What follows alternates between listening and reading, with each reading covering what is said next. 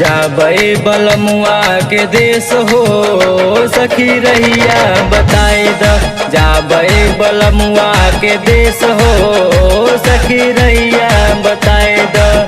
रहिया बता दो सखी रहिया बताई द। रहिया बता दो सखी रहिया बताई द। जाबई बलमुआ के देश हो सखी रहिया बताई द। जाबई बलमुआ के देश हो सखी रहिया बताई द।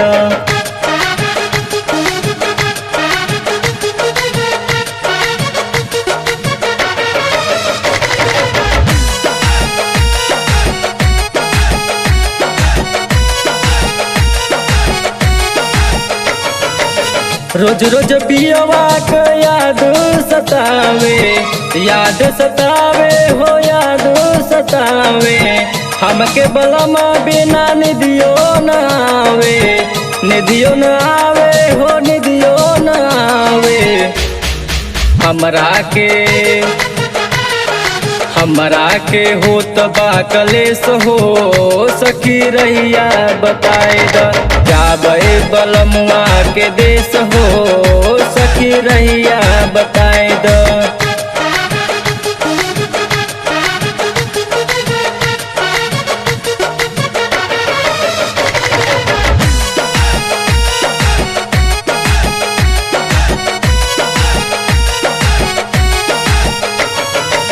सपने में सैया सूरतिया देखावई, रतिया देखावई सूरतिया देखावई।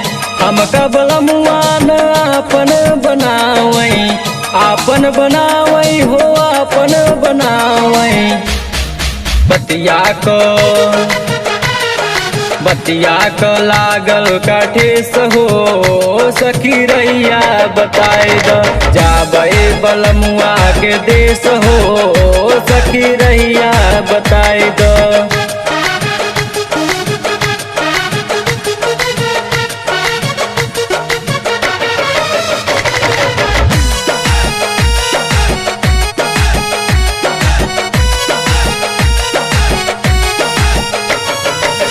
अपने बलमुआ पे सूरत लगैबू, सूरत लगैबू हो सूरत लगैबू।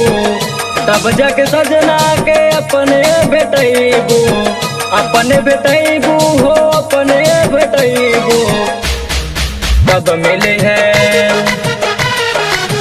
मिले हैं सजना नरेश हो सखी रहिया बताई द। जाबई बलमुआ के देश हो सखी रहिया बताई द।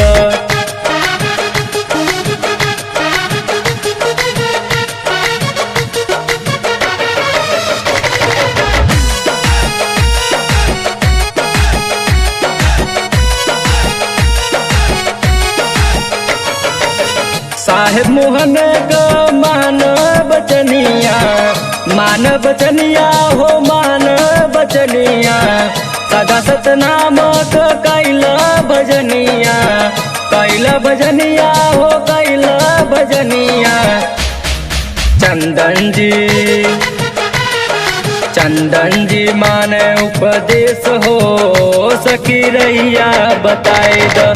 जाबई बलमुआ के देश हो सखी रहिया बताई द।